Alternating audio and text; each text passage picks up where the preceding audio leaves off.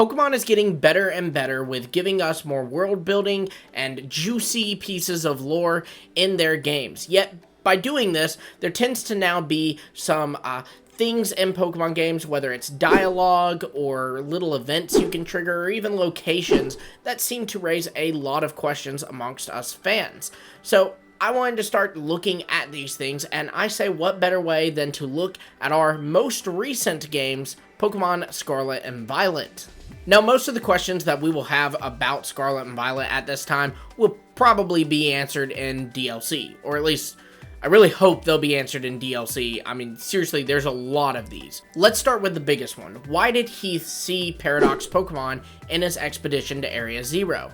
We know that Heath's expedition took place 200 years ago, and he cataloged the events from this expedition in the Scarlet or Violet book. Now, in the Scarlet and Violet book is a picture of Great Tusk or Iron Treads, meaning that Heath encountered a Paradox Pokemon.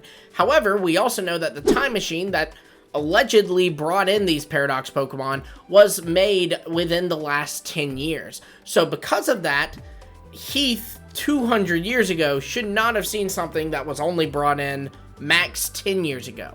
The game even brings this up and kind of pulls this question into the light by having Arven himself question this. So this is probably one of those that will be answered in DLC. The most prevalent theory for why this is that Paradox Pokemon are not actually from the distant past or the distant future like the games tell us, but instead are from the imaginations of Heath, his expedition team, Professor Sada, and Professor Turo.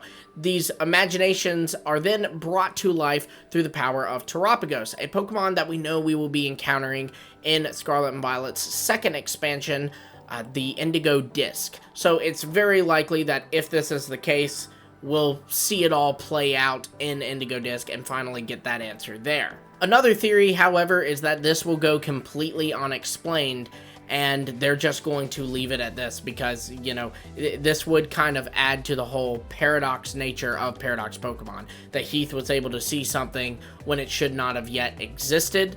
You know, that kind of does make them more of a paradox. So maybe they'll do that. I will be honest, though. I'll be very, very upset if they do that. I can't really think of an explanation, though, other than this. I'm really curious to hear your guys' thoughts on this. All of these, but especially this one. What Pokemon attacked Arven's Mobostev? This is another big question I've had since playing through Scarlet and Violet. As you do the Path of Legends story arc, I guess, through Scarlet and Violet, you will start to see that Arven's Mobostev is incredibly injured, and that's why Arven is gathering this Herba Mystica to heal it.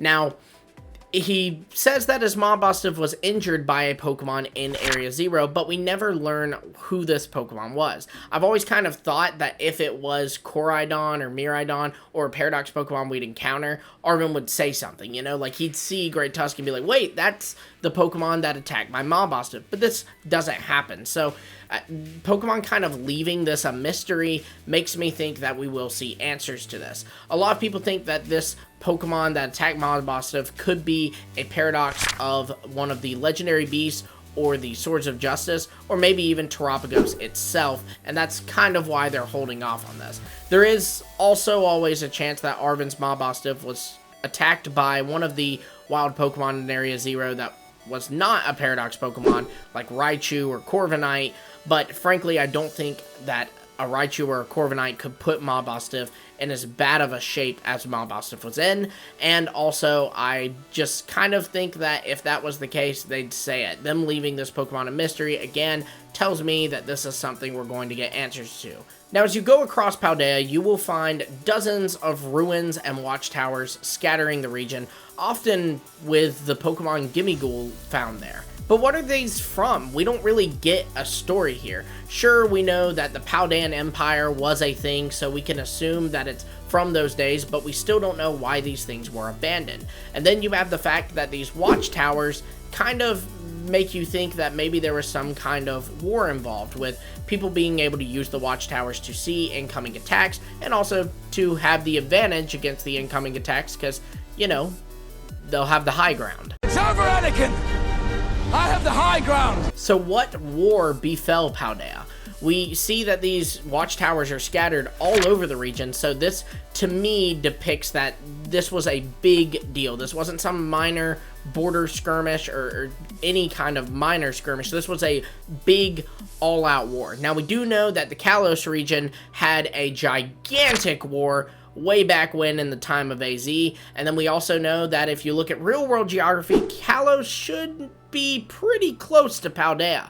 So could Paldea have been the secret enemy of Kalos in this war? I don't know, and, you know, honestly, maybe we'll never get this one answered, and it's just kind of an Easter egg for that, but I really hope we get this answered one day, because it's super interesting to me. And then, let's say this was Kalos. Well, how did the Gimmighoul fit into this? Because, again, you can find Gimmighoul at a lot of these locations, so how does Gimmighoul tie into this? I'm really curious what's going on here, and I hope we get answers to it, but given that a lot of the Scarlet and Violet DLC will take place outside of Paldea, and it's called the Hidden Treasure of Area Zero, I imagine any ties to Paldea will be limited to Area Zero, and we probably won't get an answer for these things, but hopefully we will someday in a future game. Maybe Legends Paldea in 2045?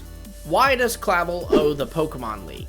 As you go through Paldea, you will eventually find yourself in Levincia City and taking on Iono's gym and thus her gym challenge. This gym challenge is where you play a Where's Waldo style game where you're looking for Director Clavel in different scenes around Levincia.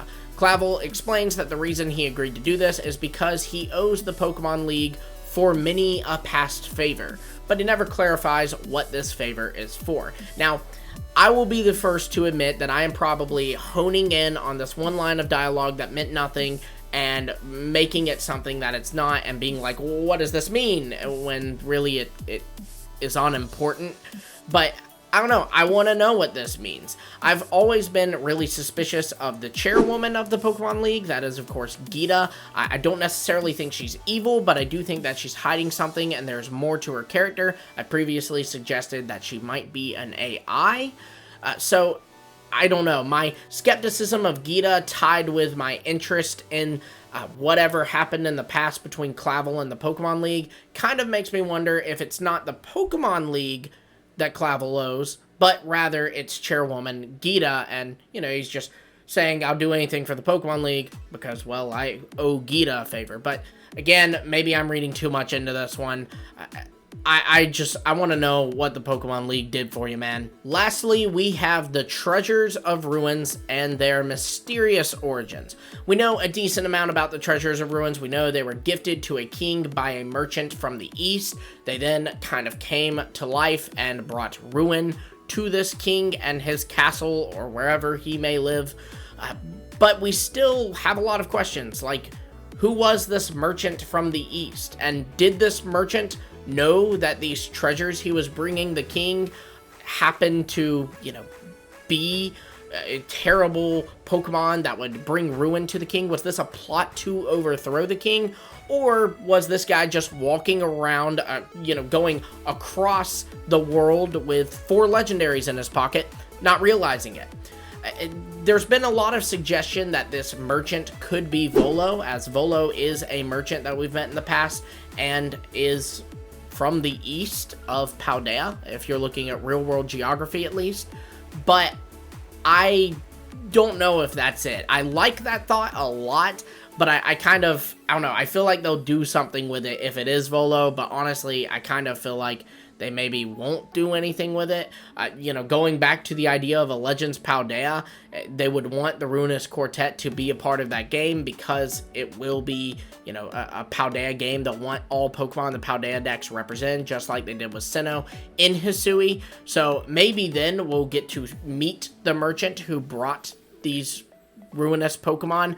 I don't know. I really want to know if this guy knew what he was doing to the king or not. But yeah, be sure to let me know what you think of these mysteries. Let me know your mysteries in the comments below, as well as your answers for these ones. Hopefully we get them solved in DLC, but looking at past patterns, probably won't get them all answered. Be sure to like, subscribe, and hit the bell for notifications so you don't miss all of our future videos. Until next time, I'll see all of you later.